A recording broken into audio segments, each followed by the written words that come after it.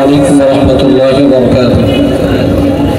حامدا مصليا ومسلما أما بعد فأعوذ بالله من الشيطان الرجيم بسم الله الرحمن الرحيم جاء الحق وزهق الباطل إن الباطل كان زهوقا. সম্মানিত হাজিরিন, শেরপুর উপজেলা শাখা ইসলামী আন্দোলন কর্তৃক আয়োজিত আজকের এই গণসমাবেশের সম্মানিত প্রধান অতিথি, 5 আগস্টের কার্ফিউ ভঙ্গের অগ্রনায়ক, বাংলার বাগ মুফতি সৈয়দ মোহাম্মদ ফয়জুল করিম শেখে চরমনাই, উনি আমাদের মাঝে কিছুক্ষণ পরে ইনশাআল্লাহ উপস্থিত হয়ে যাবেন। আজকের মাহফিলে উপস্থিত হয়েছেন আমাদের বগুড়ার জামিল মাদ্রাসার সম্মানিত মুহাদ্দিস আমার সাহেতাস উস্তাদ আল্লামা আব্দুল হক আজাদ সাহেব সহকারে শেরপুরের ধুনটের গণমানুষ, আপনারা এসে এখানে উপস্থিত হয়েছেন। আমি শুধুমাত্র আপনাদেরকে দুই একটা মেসেজ দিতে চাই, শুধু বলতে চাই, আল্লাহ তাআলা কোরআনুল কারীমের ভিতরে বলেছেন যখন হক এসে গেছে তখন বাতিল কিন্তু পালাইতে বাধ্য হয়। কথা বলেন ঠিক কিনা? পৃথিবীতে যুগে যুগে জালিমরা এই পৃথিবীতে একের পর এক শাসন করার চেষ্টা করেছিল। যুগে যুগে জালিমরা বাতিলরা এক এক রকম রূপ ধারণ করে এসেছিল। ফেরাউন যখন জালিমের রূপ ধারণ করে এসেছিল, আল্লাহ তাআলা তখন মুসা আলাইহিস সালামকে হকের মিশন দিয়ে জমিনের ভিতরে পাঠিয়েছিল। নমরুদ যখন বাতিলের রূপ ধারণ করে জমিনের ভিতরে এসেছিল, আল্লাহ তাআলা ইব্রাহিম আলাইহিস সালামকে হকের রূপ ধারণ করে জমিনের ভিতরে পাঠিয়েছিল। আবু জেহেল যখন জালিমের রূপ ধারণ করে বাতিলের রূপ ধারণ করে মুসলমানের ভিতরে অগ্র মুসলমানদের উপরে জুলুম নির্যাতনের স্টিমুলার চালিয়েছিল, আল্লাহ তাআলা আমাদের নবীকে এই পৃথিবীতে হকের মশাল দিয়ে পাঠিয়েছিল। মুসাইলামাতুল কাজ্জাব যখন জালিমের রূপ ধারণ করেছিল, ভণ্ড নবুয়তের দাবিদার করেছিল, আল্লাহ তাআলা আবু বকরকে হকের মশাল দিয়ে জমিনের ভিতরে পাঠিয়েছিল।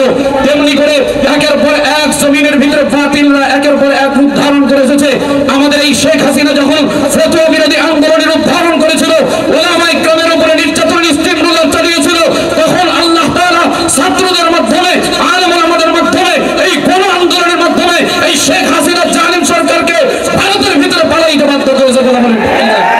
সম্মানিত হাজিরিন, আমরা এটার থেকে দেখতে পাই যারাই যুগে যুগে বাতিল হবে, জুলুমের নির্যাতন করবে, আল্লাহ তাআলা তাদেরকে ছোট ছোট বাচ্চাদের দিয়ে কিন্তু পৃথিবী থেকে রাস্তানাবুদ করতে পারে।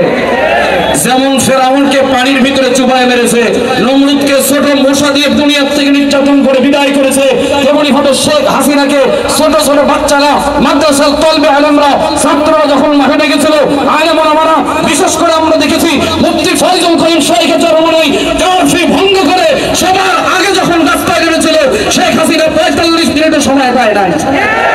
এই জন্য আমরা কথা বলতে চাই, আলেমদেরকে ডিভাইডেড করে বাংলার জমিনে কোনো কাজ হতে দেওয়া হবে না। আলেমদেরকে ডিভাইডেড করে বাংলার জমিনে কোনো কাজ হতে দেওয়া হবে না। ইসলামকে মাইনাস করে বাংলার জমিনে আর একটা কাজ হতে দেওয়া হবে না। আগামীতে যত কাজ চলবে ইসলামিক নেতৃত্বে, ইসলামের শাসনের নেতৃত্বে, এই সাদিয়ানি গ্রুপ এরা যুগে যুগে সেই আওয়ামী লীগের মতোই রূপ ধারণ করে ওলামায়ে কেরামদের উপরে নির্যাতন স্টিমুলার চালাইতেছে। আমরা তো দেখেছি অনেক সময় এক একটা বাহিনী 5 আগস্টের পরে কখনো আনসার লীগ ধারণ করে এসেছে, কখনো পুলিশ রূপ ধারণ করে এসেছে, কখনো রিক্সাওয়ালা রূপ ধারণ করে এসেছে, আবার এসেছে এই সাদিয়ানিরা আওয়ামী লীগের অন্য একটা রূপ ধারণ করে এই সাদিয়ানি বাহিনীরা মাঠে নেমেছে। কথা বলেন না কেন? গতকালকে আমাদের নাইম ভাইয়ের বাবাকে যেভাবে তারা ছুরি আঘাত করে জমিয়ত থেকে বিদায় করেছে, এটার দ্বারা প্রমাণ হয় তারা বাতিল, তারা বাতিল, তারা বাতিল কথা বলেন ঠিক কিনা? সুতরাং বাংলার জমিনে তাবলীগের কাজ যদি চলে, ওলামায়ে কেরামের নেতৃত্ব চলবে। বাংলার জমিনে যদি কোনো কাজ চলে, আলেম ওলামাদের নেতৃত্বেই চলবে। আগামীর বাংলাদেশ হবে ইসলামের বাংলাদেশ, আগামীর বাংলাদেশ হবে কোরআনের বাংলাদেশ। আমার তাওফীক ইল্লা বিল্লাহ ওয়া আখিরু দাওয়ানা আলহামদুলিল্লাহি রাব্বিল আলামিন।